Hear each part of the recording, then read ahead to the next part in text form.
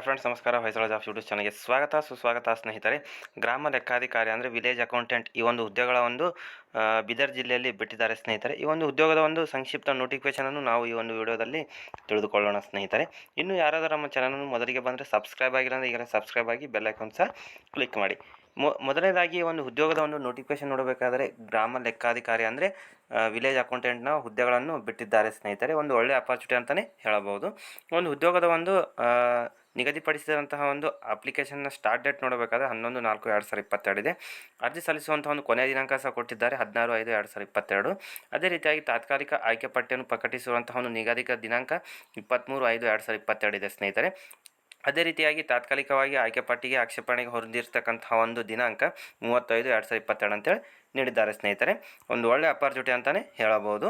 ಅದೇ ರೀತಿಯಾಗಿ ಒಂದು ಉದ್ಯೋಗದ ಒಂದು ವೆಬ್ಸೈಟ್ನ ವಿಳಾಸ ಸಹ ಕೊಟ್ಟಿದ್ದಾರೆ ಸ್ನೇಹಿತರೆ. ಆ ವೆಬ್ಸೈಟ್ ವಿಳಾಸದ ಲಿಂಕನ್ನು ಸಹ ನಾನು ಡಿಸ್ಕ್ರಿಪ್ಷನ್ ಬಾಕ್ಸ್ನಲ್ಲಿ ಬಿಟ್ಟಿರ್ತೇನೆ.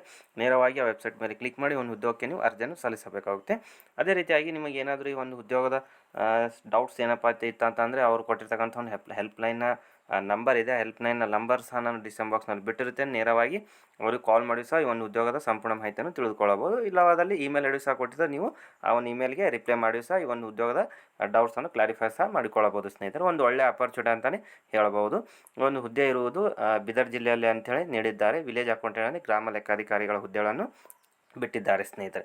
ಒಂದು ಒಳ್ಳೆಯ ಅಪಾರ್ಚುನಿಟಿ ಅಂತಲೇ ಹೇಳಬಹುದು. ನೀವು ಮತ್ತು ನಿಮ್ಮ ಸ್ನೇಹಿತರನಿಗೂ ಸಹ ಶೇರ್ ಮಾಡಿ ಒಂದು ಉದ್ಯೋಗ ಸಂಪೂರ್ಣ ಮಾಹಿತಿಯನ್ನು ತಿಳ್ಕೊಂಡು ಈ ಉದ್ಯೋಗಕ್ಕೆ ಅರ್ಜಿಯನ್ನು ಸಲ್ಲಿಸುತ್ತಾರೆ ಸ್ನೇಹಿತರೆ. ಅದೇ ರೀತಿಯಾಗಿ ಒಂದು ಉದ್ಯೋಗಕ್ಕೆ ಒಂದು ವೇಕೆನ್ಸಿ ಡೀಟೇಲ್ಸ್ ಕೊಟ್ಟಿದ್ದಾರೆ. ಮೊದಲನೇದಾಗಿ HK ವೃಂದದ ಅಭ್ಯರ್ಥಿಗಳಿಗೆ ನೋಡಬೇಕಾದರೆ ಸಾಮಾನ್ಯದವರಿಗೆ 23, ಪರಿಶಿಷ್ಟ ಜಾತಿಯವರಿಗೆ 7, ಪರಿಶಿಷ್ಟ ಪಂಗಡಕ್ಕೆ 1, ಪ್ರವರ್ಗ 1ಕ್ಕೆ 2, 2A ಅವರಿಗೆ 6 ಮತ್ತು 2B ಅವರಿಗೆ 2, 3A ಅವರಿಗೆ 2, 3B ಅವರಿಗೆ 3, ಒಟ್ಟಾರೆಯಾಗಿ 46 ಹುದ್ದೆಗಳನ್ನು HK ಅಂದರೆ ಹೈದರಾಬಾದ್ ಕರ್ನಾಟಕ ವೃಂದದ ಭಾಗಕ್ಕೆ ಈ ಒಂದು ವಿಲೇಜ್ ಅಕೌಂಟೆಂಟ್ನ ಹುದ್ದೆಗಳನ್ನು ಬಿಟ್ಟಿದ್ದಾರೆ ಸ್ನೇಹಿತರೆ. ಅದೇ ರೀತಿಯಾಗಿ ನಾನ್ HK ಅವರಿಗೆ ನೋಡಬೇಕಾದರೆ ಸಾಮಾನ್ಯವರಿಗೆ 5, ಪರಿಶಿಷ್ಟ ಜಾತಿಯವರಿಗೆ 2 ಮತ್ತು ಪ್ರವರ್ಗ 1ಕ್ಕೆ 1, 2A ಅವರಿಗೆ 2, 2B ಅವರಿಗೆ 1 ಮತ್ತು 3A 3Bಗೆ ಯಾವುದೇ ಥರಂಥ ಒಂದು ವೇಕೆನ್ಸಿ ಇಲ್ಲ. ಒಟ್ಟಾರೆಗೆ 11 ಹುದ್ದೆಗಳನ್ನು ಈ ಒಂದು ನಾನ್ HK ವೃಂದದ ಅಭ್ಯರ್ಥಿಗಳಿಗೆ ಬಿಟ್ಟಿದ್ದಾರೆ ಸ್ನೇಹಿತರೆ. ಒಂದು ಒಳ್ಳೆಯ ಅಪಾರ್ಚುನಿಟಿ ಅಂತಲೇ ಹೇಳಬಹುದು.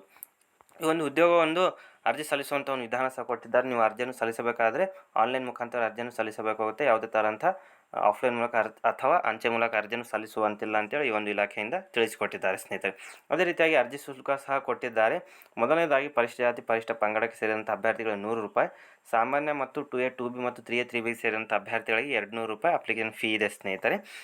ಅದೇ ರೀತಿಯಾಗಿ ಒಂದು ಉದ್ಯೋಗಕ್ಕೆ ನೀವು ಅರ್ಜಿಯನ್ನು ಸಲ್ಲಿಸಬೇಕಾದ್ರೆ ಆನ್ಲೈನ್ ಮುಖಾಂತರ ಅರ್ಜಿಯನ್ನು ಸಲ್ಲಿಸಬೇಕಾಗುತ್ತೆ. ಯಾವುದೇ ಥರಂಥ ಆಫ್ಲೈನ್ ಮೂಲಕ ಅರ್ಜಿಯನ್ನು ಸಲ್ಲಿಸುವಂತಿಲ್ಲ ಅಂತೇಳಿ ನೀಡಿದ್ದಾರೆ.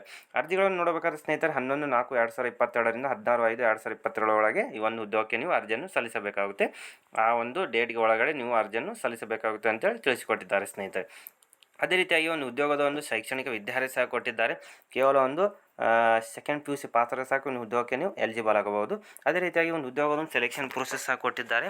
ಸೆಲೆಕ್ಷನ್ ಪ್ರೊಸೆಸ್ ನೋಡಬೇಕಾದರೆ ಮೆರಿಟ್ ಲಿಸ್ಟ್ನ ಆಧಾರದ ಮೇಲೆ ಈ ಒಂದು ಉದ್ಯೋಗಕ್ಕೆ ನಿಮಗೆ ಎಲಿಜಿಬಲ್ ಮಾಡುತ್ತಾರೆ. ಯಾರಾದರೂ ಈ ಒಂದು ಮೆರಿಟ್ ಲಿಸ್ಟ್ನಲ್ಲಿ ನಿಮ್ಮ ಹೆಸರು ಬಂದರೆ ಈ ಒಂದು ಉದ್ಯೋಗಕ್ಕೆ ನೀವು ಎಲಿಜಿಬಲ್ ಆಗಬಹುದಾಗಿ ತಿಳಿಸಿಕೊಟ್ಟಿದ್ದಾರೆ.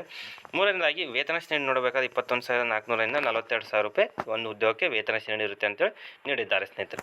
ಅದೇ ರೀತಿ ವಯೋಮಿತಿ ನೋಡಬೇಕಾದರೆ ಮೊದಲನೇದಾಗಿ ಸಾಮಾನ್ಯ ವರ್ಗದವರಿಗೆ 35 ವರ್ಷ, 2A 2B ಮತ್ತು 3A 3B ಸೇರಿದಂಥ ಅಭ್ಯರ್ಥಿಗಳಿಗೆ 38 ವರ್ಷ, ಪರಿಶಿಷ್ಟ ಜಾತಿ ಪರಿಶಿಷ್ಟ ಪಂಗಡ ಮತ್ತು ಪ್ರವರ್ಗ 1ಕ್ಕೆ ಸೇರಿದಂಥ ಅಭ್ಯರ್ಥಿಗಳು 40 ವರ್ಷ ಅಂತೇಳಿ ನೀಡಿದ್ದಾರೆ ಸ್ನೇಹಿತರೆ. ಇದು ಒಂದು ಒಳ್ಳೆಯ ಅಪಾರ್ಚುನಿಟಿ ಅಂತಲೇ ಹೇಳಬಹುದು ಸ್ನೇಹಿತರೆ. ಏಕೆಂದರೆ ಕೇವಲ ಒಂದು 12ನೇ ತರಗತಿಯಲ್ಲಿ ತೆಗೆದುಕೊಂಡಿರ್ತಕ್ಕಂಥ ಅಂಕಗಳ ಆಧಾರದ ಮೇಲೆ ನಿಮಗೆ ಶಾರ್ಟ್ ಲಿಸ್ಟ್ ಮಾಡುತ್ತೆ. ಆ ಶಾರ್ಟ್ ಲಿಸ್ಟ್ನ ನಿಮ್ಮ ಹೆಸರು ಬಂದರೆ ನಿಮ್ಮ ಉದ್ಯೋಗಕ್ಕೆ ನೀವು ಎಲಿಜಿಬಲ್ ಆಗಬಹುದು ಸ್ನೇಹಿತರೆ. ಓಕೆ ಫ್ರೆಂಡ್ಸ್, ಈ ಒಂದು ಉದ್ಯೋಗದ ಮಾಹಿತಿ ನಿಮಗೆ ಸಂಪೂರ್ಣವಾಗಿ ಅರ್ಥವಾಗಿದೆ ಅನಿಸುತ್ತೆ. ಅರ್ಥವಾದರೆ ಲೈಕ್ ಮಾಡಿ, ಶೇರ್ ಮಾಡಿ ಮತ್ತು ಸಬ್ಸ್ಕ್ರೈಬ್ ಮಾಡಿ. ನಾನು ಮತ್ತೊಂದು ವಿಡಿಯೋನಿಗೆ ಜಾಬ್ ನೋಟಿಫಿಕೇಶನ್ ಮತ್ತು ಅಪ್ಡೇಟ್ಗಳೊಂದಿಗೆ ಮತ್ತೆ ಬರ್ತೇನೆ. ಅಲ್ಲಿವರೆಗೂ ಜೈ ಹಿಂದ್, ಜೈ ಕರ್ನಾಟಕ.